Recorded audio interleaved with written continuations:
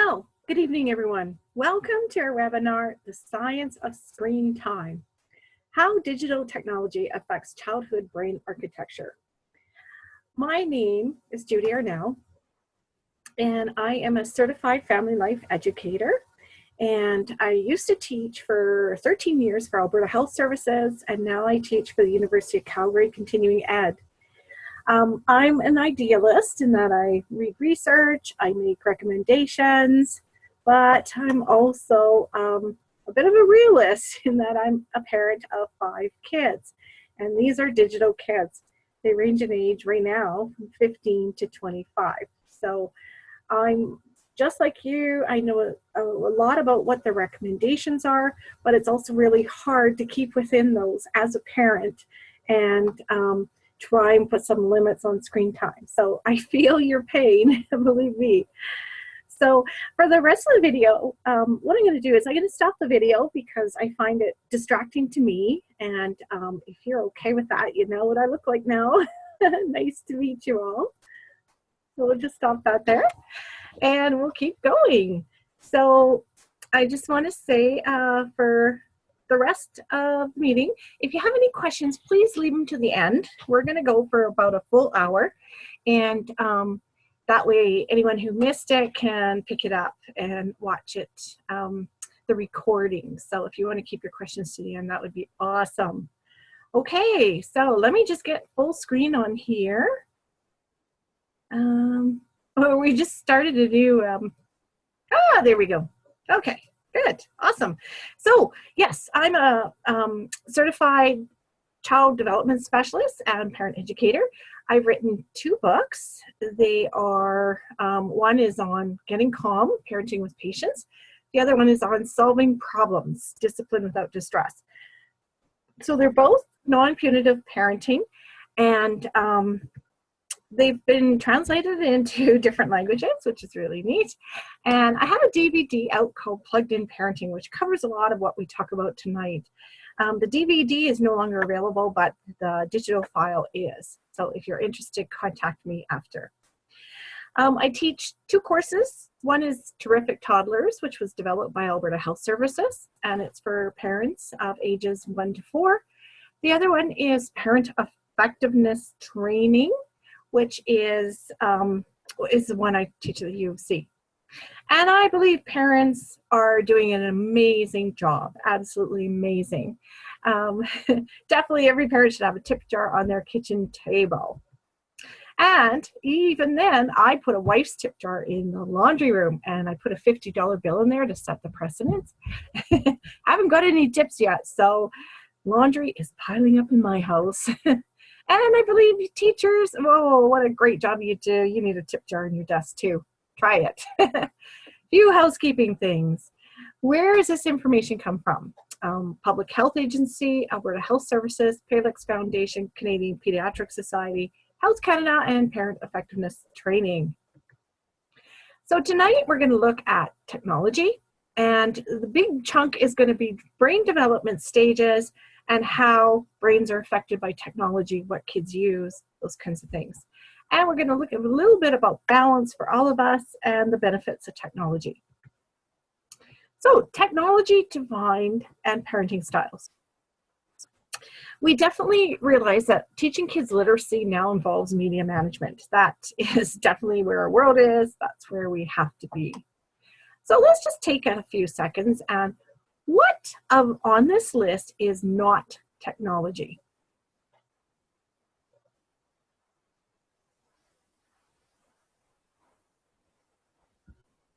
Okay, if you have said the strawberry, you're right. Everything else is technology. And technology is merely a tool. It can be used for good purposes and it can be used for not so good purposes.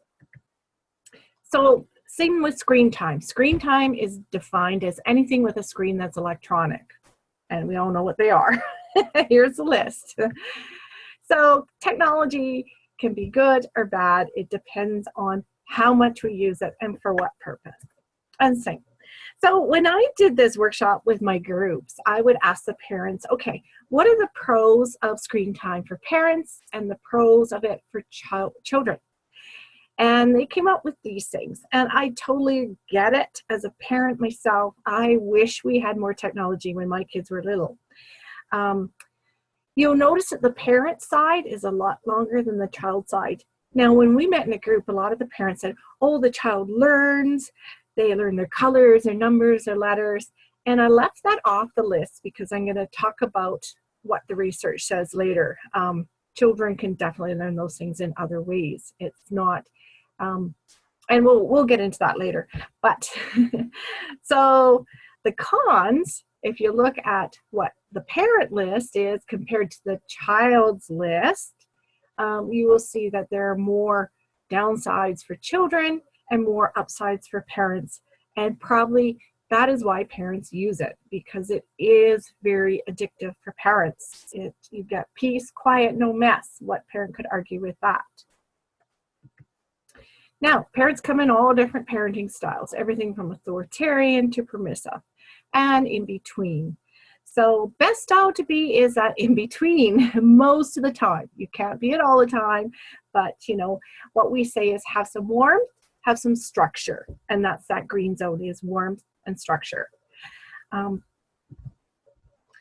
And conscious parenting. We all are good parents. And take into account who your child is, what content they're viewing, and what context. And every child is different, as we know. The research shows that we're going from we to me. Busy families are using more technology to keep in touch, but there's less straight family time and communal activities and more time in fragmented and interrupted ones.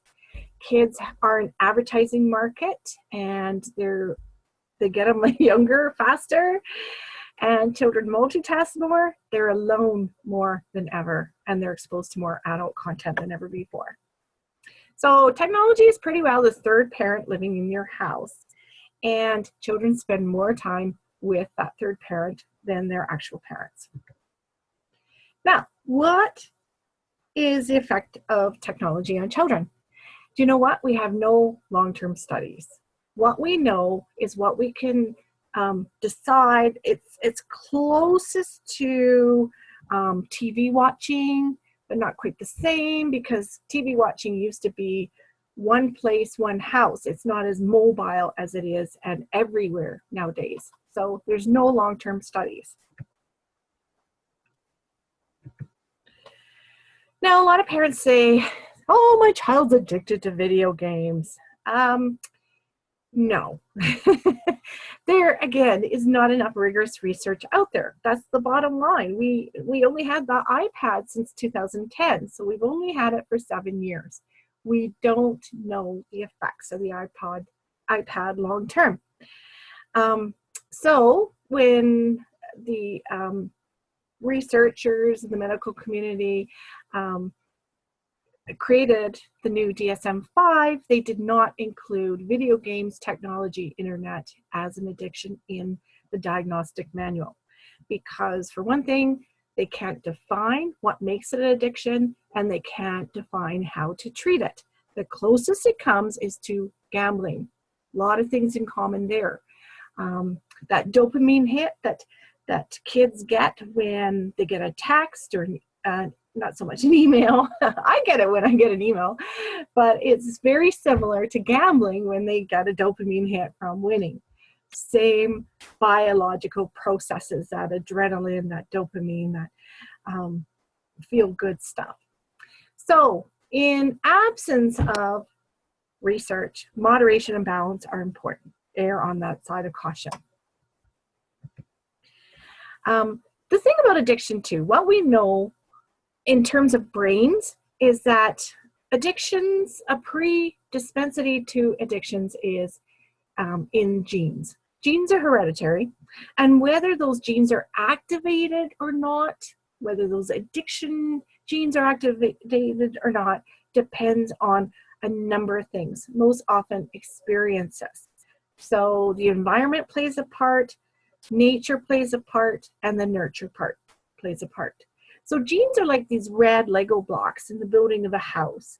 They're turned on by the flashlight, but whether that person's going to develop an addiction or which one of the 10 addictions there are out there depends on their experiences, their personality, a lot of things in the nurture part. So it's a play of nature, the genes, and nurture, whether they're activated or not.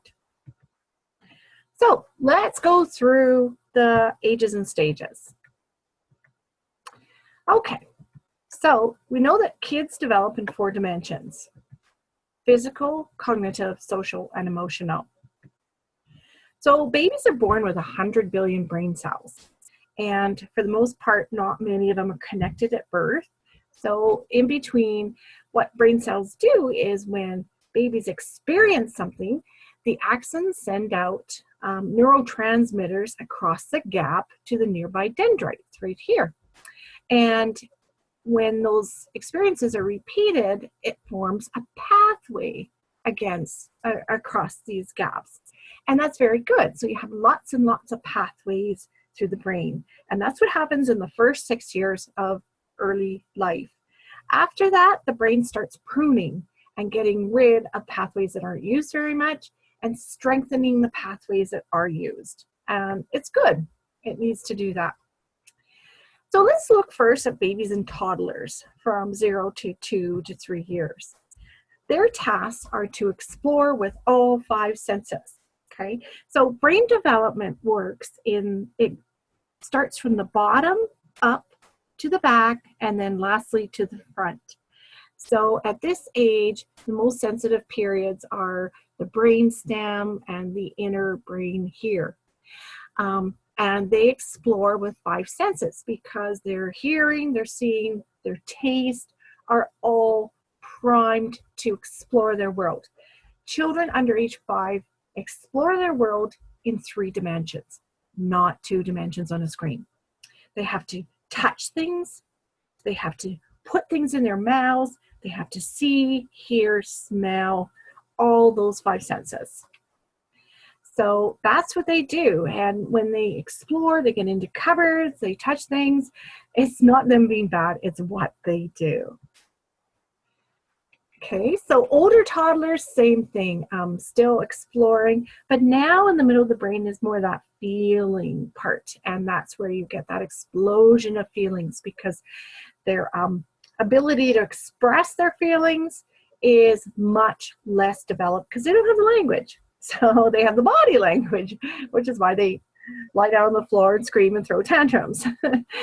But, and that same part, that limbic system in the middle of the brain actually goes through another sensitive period when children hit puberty. So around age 13 to 15, feelings erupt again, but by then they have the words, yay! So what technology does babies and toddlers use? Well, this in the last 5 or 6 years have been a boom to marketers. They are wearing technology. So babies, toddlers have sensors on their clothes. They send signals via wireless to parents' phone app. So heart rate, emotions can be conveyed through the phone. Some techie parents love this, but is it needed? Absolutely not. Absolutely not. 10 years ago, we just listened for a cry on the monitor, and then we go rush to them.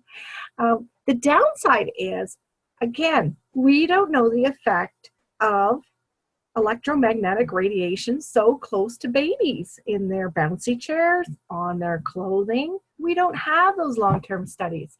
What we do know is young children are exceptionally, their skin is thinner, so they're more prone to environmental toxins than adults are. So those things are not controlled by any government agencies yet. And it's up to parents to decide if they want their babies and toddlers to have wearable technology. Babies and toddlers, they watch movies. They usually use tablets and phones, the parents and stuff. They're not made for babies. They're made for adults, and parents pass them on. Safety tips, turn off all the electronics. Probably when my children were little, now here's my realist. When my children were little, we just had movies, VHSs. And yes, we exceeded the screen time recommendations back then. Absolutely. We were supposed to watch 1 video a day, but hey, it provided us peace and quiet to make dinner, take a shower. So we did overuse it absolutely too. But that was the only time they watched it. It wasn't on the go. It wasn't in restaurants, wasn't in doctor's offices. They didn't have TVs back then. They had books or other things. So my kids turned out okay. Absolutely. They're all 5 gamers now, but they still can hold a conversation. But again, things are different now. So as much as possible, keep electronics away for babies and toddlers. The guidelines came out this week from the Canadian Pediatric Society, and they stuck to the guns. They stuck to the scientific research and said that no screens under 2. In contrast to the American Academy of Pediatrics, who kind of caved a bit to pressure, even though the research is the same, but they say, okay, well, keep it to 20 minutes a day if you're going to have to use technology. Interact with children and make sure there's no background screens on. So when children are playing in a room, don't leave a TV on or a computer, things like that to distract them. And that is the guidelines. Those are the recommendations for under 2. What research we do have is that there is no evidence that screens can cause developmental problems. But there's also no evidence that screens help learning. And that is why when parents, we did that pros and cons in the group, I said, well, there's no evidence that the kids are learning. The perception is out there that parents feel good for giving their kids technology because they think, oh, they're learning colors and numbers. But it's kind of, and advertisers sell it to them and say, oh, it's early learning technology, get a head start. But really, the research does not show that. It's like we all drive cars, but we can't say that we know exactly how machines work, car engines work, because we don't look under the lid. Or we push buttons, but that doesn't mean we understand cars. So same thing with technology. Children can push buttons and things happen, but they don't have the cognitive ability to understand what's going on there yet. Their brains are wired to learn through 3D interactions. And the ability to use an iPad does not equate to its ability to understand it. Now, what's the problem? It's passive and it's 2-dimensional. So it only engages the eyes and ears, doesn't engage all 5 senses. The problem is it can be understimulation of gross motor skills and overstimulation of eyes and ears. We have seen research that leads to hyperactivity, more increased behavior problems, more disturbed sleep patterns. We know definitely it affects language development because parents aren't talking to them as much. They're not hearing as much words, vocabulary, and it interrupts their concentration, affects physical coordination, and takes time away from outdoors, parents, and things they should be doing, like playing. So here's some examples. This was all the screens that we use. Now you look at this iPad, how close is that to the baby? The instructions with the tablets say to upload content away from people, make sure there's a gap of a few feet, and yet this baby is that far away. Same with this one and the toilet training one. This was a doctor's office. Sure, her mom had to wait with a sick child, but she's on her phone, toddler's on the iPad, baby's sick, and nobody's talking to each other. That's a big problem. Same with these older children. This is a restaurant of a family, and they're all on their devices. No talking. And that's showing up in the research too. We're raising the silent generation. 1 in 4 children are at risk for language, social, and emotional development and school readiness, because what kids need for social development is language. Absolutely. And same with emotional development. If we want them to use their words and not lie on the floor screaming tantrums, we need to teach them their words and talk to them.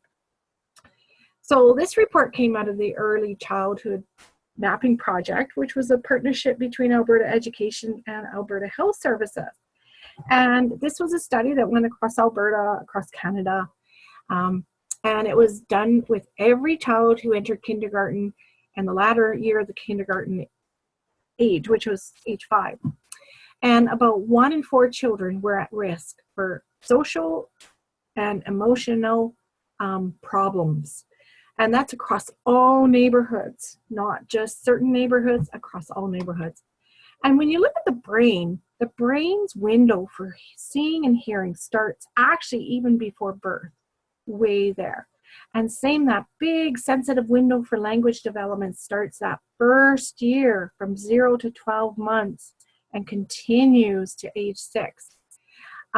Interesting, there's no sensitive window for higher cognitive functions, which is interesting to me, because if kids learn, say, math algebra at age 12 or at, say, age 17, it doesn't really matter as much as those early years, that window for seeing, hearing, and language. So best practices here: comfort your child, play with them, protect them, give them lots of toys to play with, talk, sing, and read, and engage and give them attention. That's pretty easy. Adults use technology around children, and we're models for technology. And kids learn from adults what is and isn't important, while they're learning that our cell phones are important because we love our tech. So we're kind of the gatekeepers to technology for children. And technology is marketed to adults as educational and entertaining without the supporting evidence. The problems with adults' use of tech is that children compete for attention when we're on our devices, and pestering behavior is seen as bad. So we punish kids, which is, it's not really their fault. Distracted adults pay less attention to children's behavior communication, and oftentimes supervision is not adequate, even for a few minutes. Less face-to-face time interferes with attachment, and technology is used as easy parenting tools to occupy the child, physically close, but not mentally, socially, and that impacts language. Children are able to recognize logos. Anybody guess what age? Okay, if you said 18 months, you're correct. They can recognize. So here's kind of what I was talking about in terms of the synapses forming pathways against each other, and how it prunes later on after age 6 to strengthen those pathways. So let's talk about serve and return. Serve and return is an easy way to encourage adults to talk to kids and pay attention to them. That's basically what it is. If your child's talking to you, give them your 100% full attention. Talk back, engage, serve, return. They serve, you return. You serve, they return.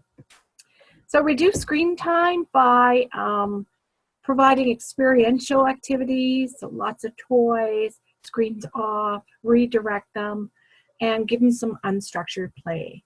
And make sure they have experiences. Rather than playing blocks on a screen, make sure they interact with real blocks, real sand, real Play-Doh, real toys, things they can put in their mouth. And the parent is the best toy. And these are really good play materials too. They're very open-ended on the left side, really good for ages 0 to 5. So when we had to occupy children 10 years ago to take a shower or cook dinner, that's what we used. Yes, it was messy, but it was also, it stimulated all their senses, and it did build those brain pathways. This is an example of what we did when we didn't bring screens out at restaurants or waiting times. We had a little lunch bag we'd throw in the diaper bag, a little flashlight here, tape, safety scissors, cards for school-age kids, dice for school-age kids. They can learn multiplying, Play-Doh, pipe cleaners, paper and markers, bouncy ball, all kinds of things to keep kids occupied without screens. These engage all their senses. So when they have that experiential learning when they're early, it translates to more abstract learning when they're older. And they can understand physics and chemistry more because they've actually experienced it 3-dimensionally. So encourage you to put together one of those. Okay, preschoolers, 3 to 5 years. All right. Right now, so we're working at the back of the brain. So their cerebral cortex is getting more sensitive. They're pre-operational thinking, meaning they have no logic, no critical thinking skills. They believe in make-believe, magic. Their imaginations are going wild. Capitalize on that. It's really good. Here's some characteristics of preschoolers. So short attention span, magical thinking. This is the age they start role-playing. When they're on play dates, they pretend. It's a land of make-believe.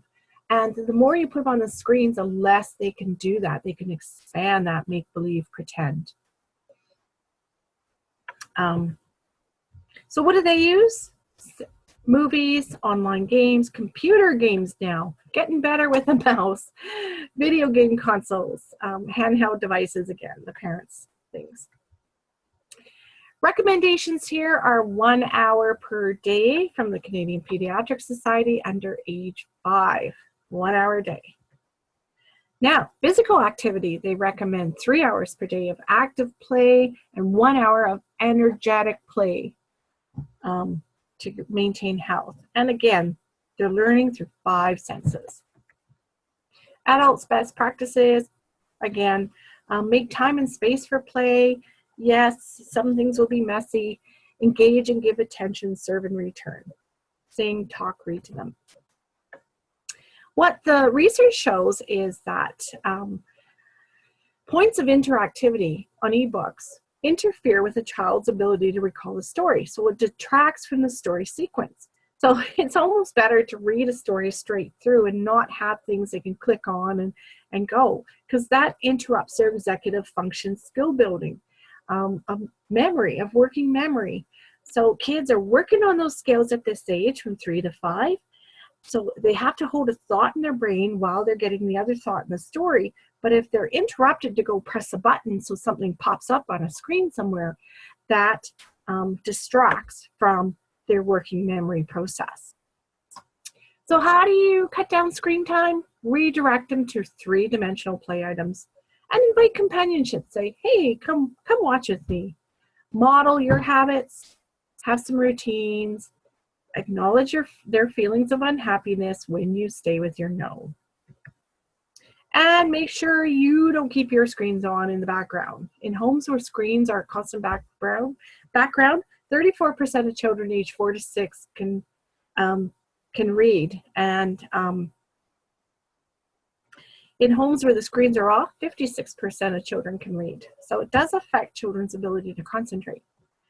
Consumerism, again, all those little games for preschoolers, there's a lot of advertising embedded in the games, which kids pick up on the logos, the brand loyalty, but not so often do parents. So, and a lot of the free games on the internet are, they're consumer products.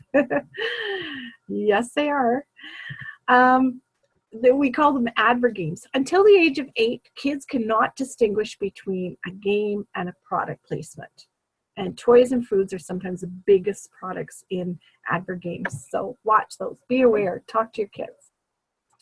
A lot of virtual worlds, the free ones collect personal and demographic info. Some collect fees, but most of all, they create brand loyalty. That's what they want, is they get your kids in at a young age. Again, they need serve and return. They need attention and response from parents. Okay, here's a question. What age do you think children can start developing their self-control? So there's a big leap, yes, around age 3 to about 6. If I have that slide here. Okay, so again, you can teach kids, but don't expect they're going to get that understanding at that age. As you can see from this is from 3 to about age 6, they take a huge leap in executive function. And executive function is 4 things. It's the ability to focus. It's their working memory, so following 2 steps. Their self-control, and that self-control, that ability to not do something, and their mental flexibility, thinking of plan B. So parents have to put the limits on for that age.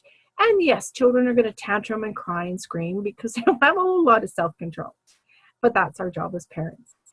And then, as you can see, it goes up during the school age years, and then they take another huge leap in the teen years. Very much so.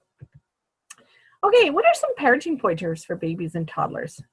Adults provide 7 great things, but young children need adults in the 3-dimensional world. So adults provide curiosity, and kids are born curious learners. Adults can squash that or protect it. They provide caring. Peers are not so much caring by nature, but children need you. They absolutely need those relationships adults provide. It's on that 3rd level of Maslow's hierarchy. Success and self-actualization are the screens. They don't need that as much as they need security, basic survival, and relationships with adults. And adults buffer against stress. They help kids with positive stress so it doesn't turn into tolerable or toxic stress. They provide creativity. So kids need adults to take them out to places, to parks, to libraries, to playgrounds, to art centers, science centers, zoos. And adults provide competencies. They provide scaffolding. So until children can monitor their own technology habits, adults have to provide that structure and limits. Adults provide context. So if you watch media with them, you can describe things. I remember watching The Parent Trap, the really old Walt Disney one, with my kids one Christmas. And in that, the 14-year-old girl got spanked in a Disney movie. And my kids turned to me and said, "What? They did that back then?" They were horrified. And I said, "Yeah, well, that was 1961. That was very common." So I could provide them with the context in which they viewed that media, which is good. That's what kids need parents for. And definitely conversations. Kids get a lot of reading and writing in language arts in school, but not so much speaking and listening. They absolutely critically need that from parents and caregivers. Talk, read, sing, respond. And the last one is community. Parents provide community. Real life, take them places, do things with them.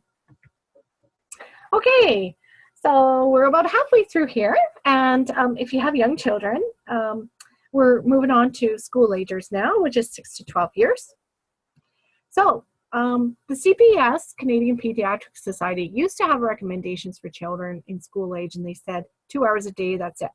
And then parents would say, well, wait a minute, they get that more than 2 hours a day in school on screens. Well, where's my screen time at home? So in the new recommendations, they just say practice moderation. But the activity level for school-age children is still 30 minutes a day. So this was some of my kids. I said, okay, you're done screens, go outside and play. And when you know it, they took those Wii remotes and they're playing through the glass screen in the family room. They're actually doing it on the inside. Yay! Now school-agers, they're starting to get knowledge, but 3-dimensional is still better than 2-dimensional. This is a time when a lot of parents pack away the mess. They get rid of the Legos, the craft supplies, the artwork, but don't. Kids still need to learn this way too. Now, they're not so much smelling and tasting things as preschoolers, but they're talking and doing more. There are a lot of kids that need to learn kinesthetically. The part of the brain that's developing now is more this middle top. So they're developing logic. They can think concretely in terms of tangible things in their environment. These are their what their ability to do. I'm not going to read those out, but you can read them here.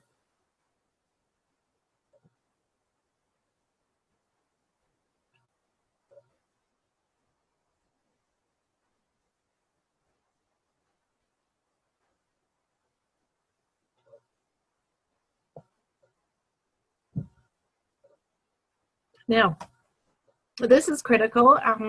In the 10 to 12-year-old, a lot of tweens want cell phones.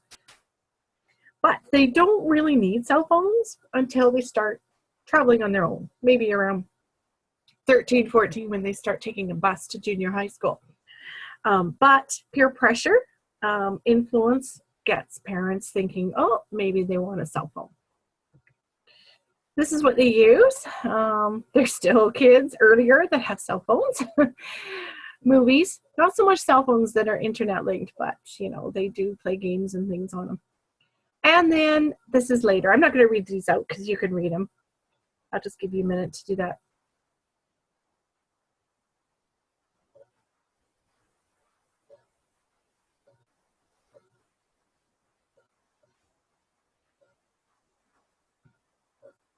So as you can see, the later tweens are moving into more social media. They're starting to generate content rather than just consume it. And this is kind of neat too, because they become very amazing creators of content. A lot of funny things. Now, your role here is to be a teacher, protector, and problem solver, facilitator. Roles changed a bit. Safety tips. If you can, hold off getting them a cell phone until they're teenagers. You can still use net nannies at this age. Not too many 6-year-olds are good at hacking in. You can still kind of have things in a communal area. That's a good thing. Later, here are some things. Talk about cyberbullying, etiquette, getting permissions, talking about having a clean online presence, how to fill out profiles and contests. Start talking about the scams. If you get a scammy email, show them. Ask them what they see that's really weird there. Encourage open communication and teach them how to search for things. Games, video games, you can still look at the ratings. That's very good. And how do you set limits? Okay, well, here you go. Don't punish, problem solve. So try and set limits with the kids, not at the kids. So coming up with a family technology plan. Have lots of times that you're all technology free.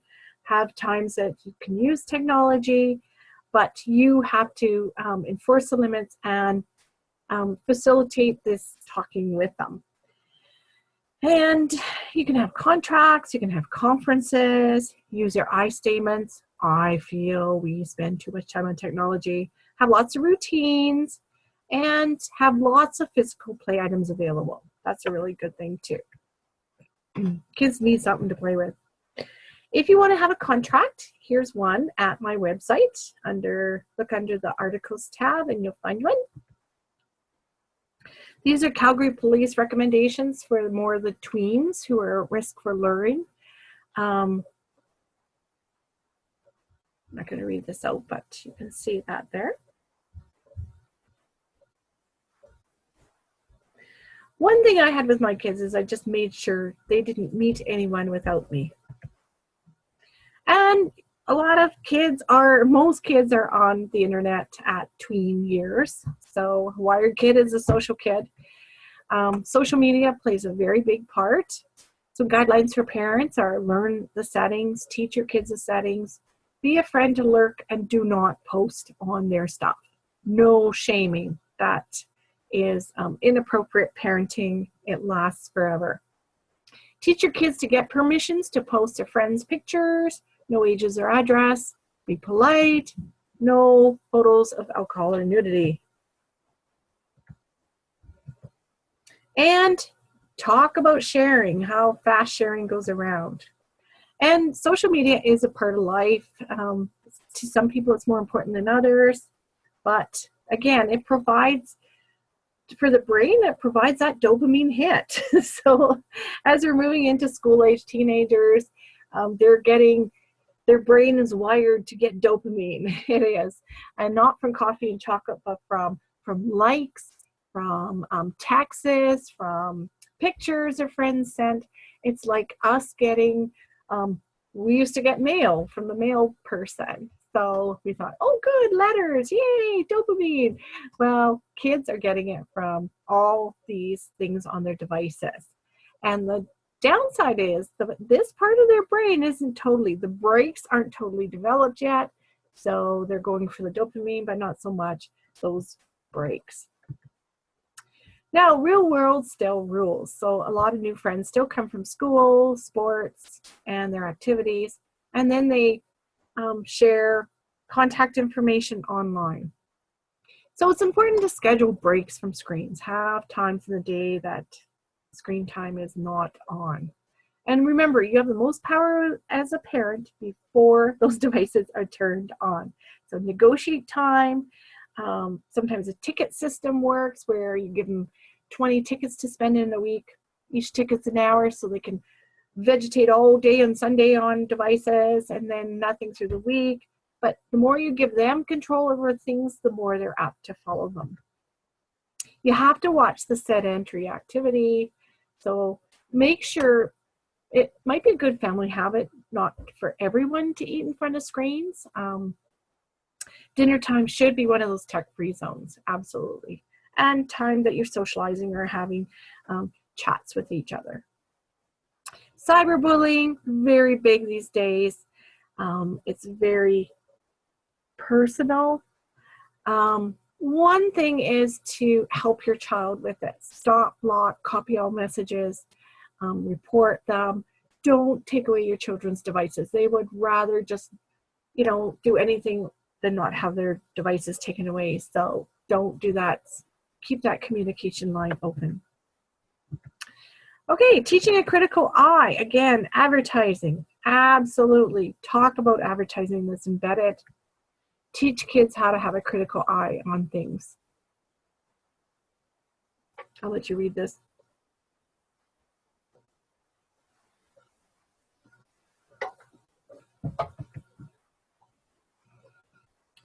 This is what my daughter came up with because she noticed all the video games marketed to boys tend to be action games, and all the video games marketed to girls tend to be, oh, decorate yourself and care for people.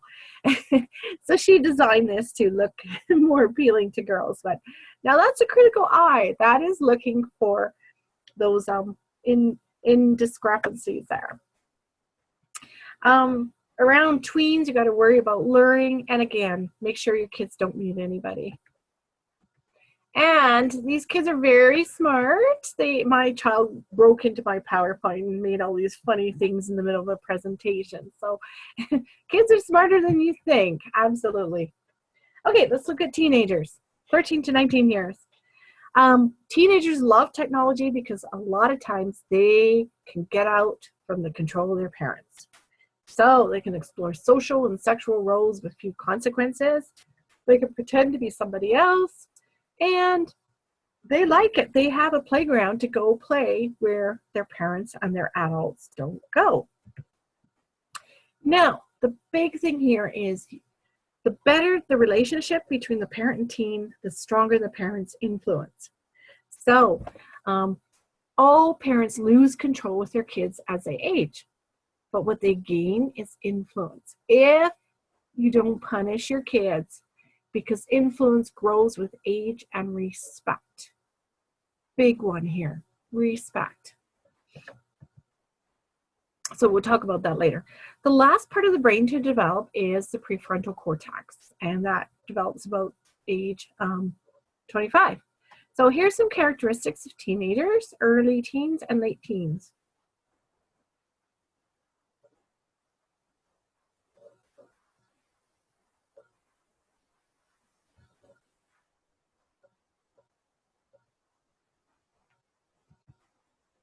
And again, teens are moving from users to creators.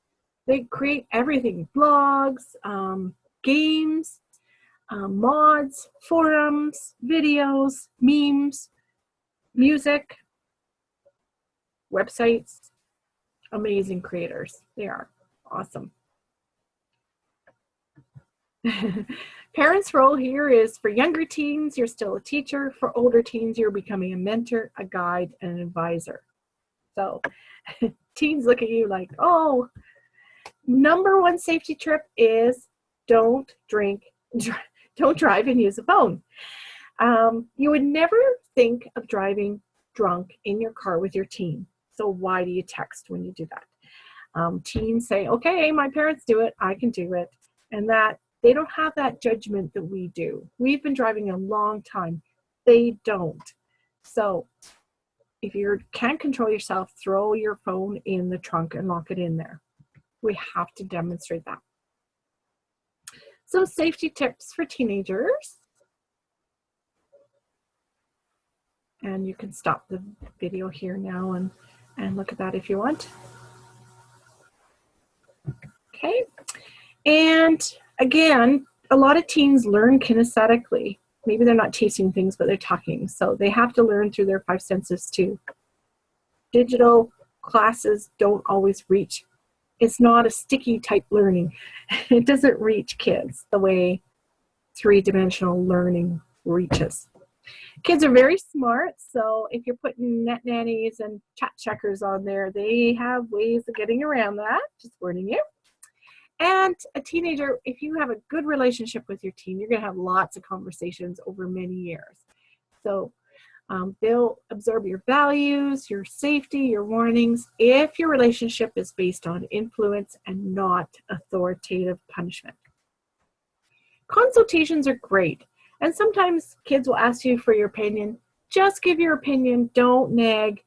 Do a one-time consultation and leave a lot of decisions up to your teens, because they're going to make the right ones. And yes, they're going to make mistakes, but the most important thing is keeping your conversation going. How do you limit screen time? Very hard.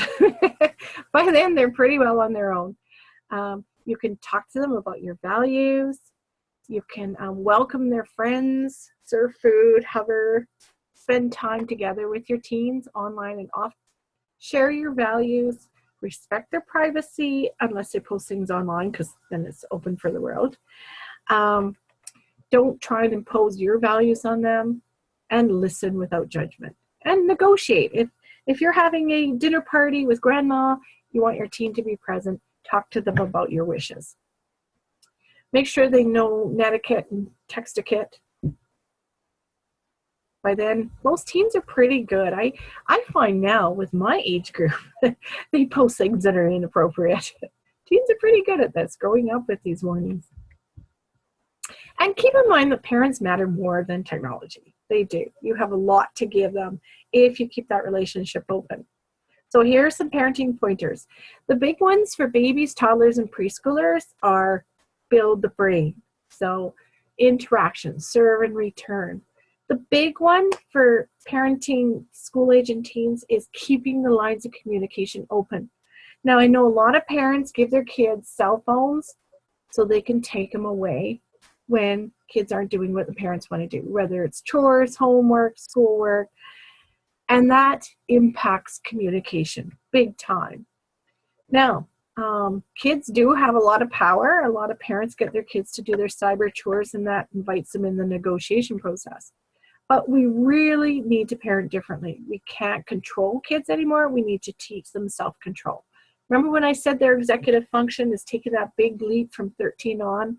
Again, letting them have some control, making good decisions, making bad decisions, and helping them problem solve through those bad decisions. So good communication keeps them safe. You want them to come to you and say, Mom, I'm having a problem with a bully. Dad, I'm having a problem, someone's stalking me. You want to be their go-to source, and you can't be that if you threaten to take away their devices. Another way is spend time together. There's lots of things to do with your teen, and they still want to spend time with you. They absolutely do. When you spend time together, actually interact. Don't be on your devices. Common parenting advice out there is set rules and enforce those rules by taking away their technology. Don't do it, because it leads to shutting down your parent-child communication line. Keep them safe. Problem solve.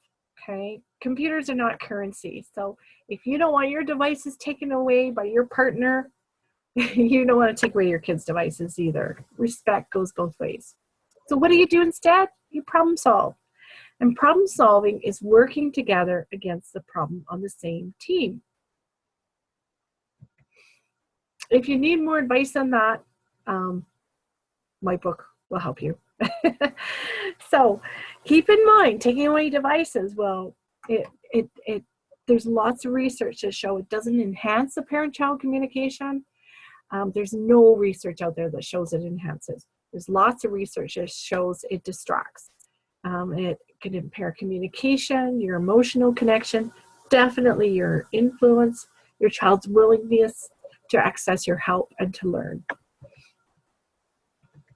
So, I'm not going to do this. So this is problem solving. It's figuring out what the problem is, what your needs are, what your child's needs are, coming up with ideas together, and choosing ideas that meet both your needs, and then checking back to see if it's working.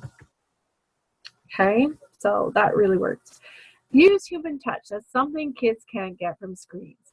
Lots of hugs, kisses, hair tussles, shoulder patting, absolutely.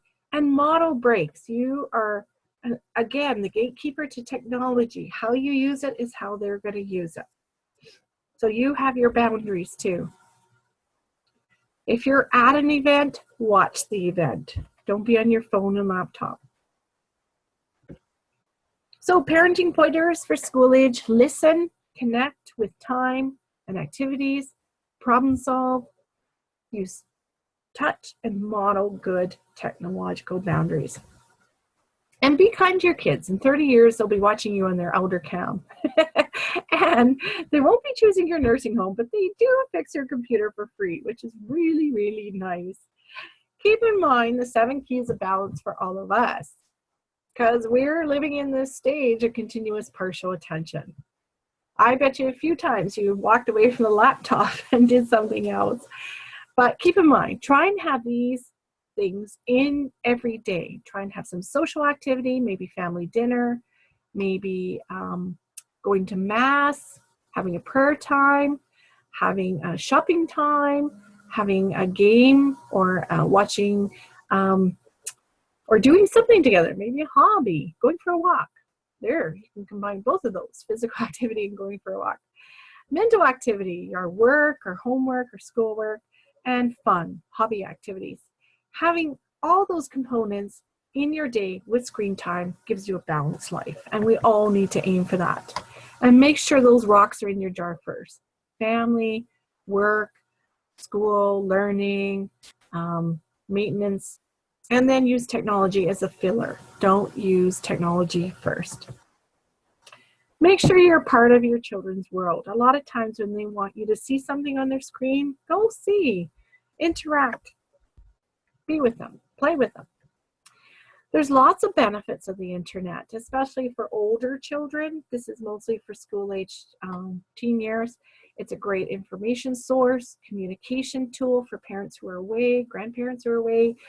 My kids, when they were away at university, they were all on their own Discord channel. They could chat, show each other pictures.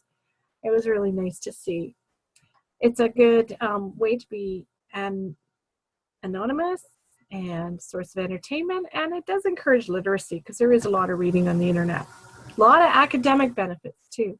It invites critical and analytical thinking and problem solving, information management, literacy skills, juggles competing interests under time, develops pattern recognition and math operations, and it's a medium for creativity. So I'm all for gaming, but again, it's got to be in moderation. And there, with all those benefits, you want to ask how to get your girls on gaming. Lots of benefits. Somebody's got to be our future computer people, IT people, STEM people, science, technology, engineering, mathematics. A lot of gamers go into those fields too. Life skill benefits of gaming is it helps some people zone out, teaches delayed gratification, so executive function skills, focusing skills, builds their self-esteem, and provides a source in emotional intelligence. When kids get mad at a game and throw that controller across the room, they learn how to control themselves. And socialization. Gaming is very social, team building, cooperation, problem-solving skills. Opportunities for negotiation. They got a playground not managed by us, and they can explore roles. And when parents and children game together, it connects them. Good. Here are some things my kids did from games: painting, sewing, Lego, woodworking, drawing, more sewing, writing stories. Lots of creativity from games. More play, interactive play, role play. That's us all dressed up. Painting. And even online too, for sure. Ceramics. There. Okay, we're at the end. Oh, that's good. Made it for an hour. So I want to leave you with this poem. I love this poem. It's perfectly okay for me to be imperfect. This includes not being a perfect parent. This means that it's okay. I've already made a lot of mistakes as a parent, and it's okay. I'll make other mistakes in the future. What's not okay is for me to pretend that I'm perfect and hide my mistakes from myself. Instead, I'll catch my mistakes with a smile rather than a kick and learn what they have to teach me. That way, I won't make the same mistakes too often, and I'll never be a perfect parent. And that's okay, because my goal is excellence, not perfection. And we don't know the author for that, but it's the parents' code of imperfection. So the wrap up, so the brain research says for young children, make sure you serve and return, interact with them, try and keep them in the 3D world rather than the 2D world. For older children, keep those communication lines open, have a balance, everything in moderation. And that's what the research says. If you want to explore more, here's some research and resources.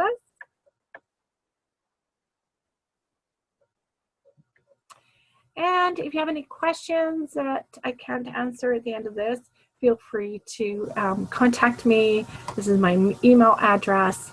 And thank you for joining us tonight. It was very wonderful to talk with you. So I'm going to just open it up now to questions. If anyone wants it, that would be great. I will stop the recording.